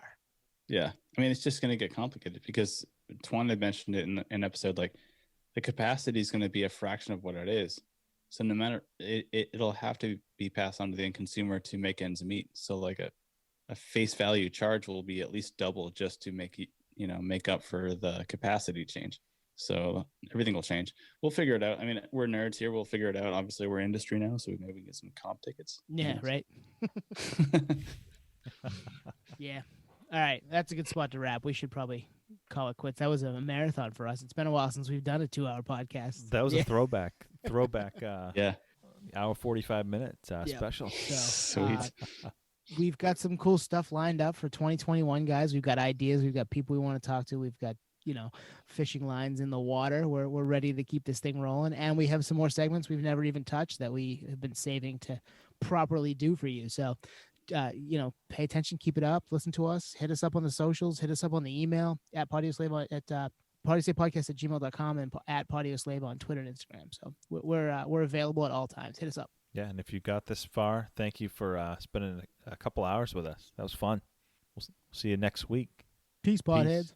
Yeah, this was cool. 2020 wrap up. I want to give my full gratitude to everyone that listens. Like, this was a dream come true for all of us. So the fact that everyone's listening, we really appreciate it. And what's coming in store for 2021 is only going to get better. So if you've been with us from the beginning to present, we're super grateful because we're grinding all day. So it's only going to get better. We got a lot of stuff lined up. So what I learned from this is I have to wait till Nate's done for my peace, podheads, for the end of the episode. Yes. All right. Peace, podheads. See ya. Cheers, all.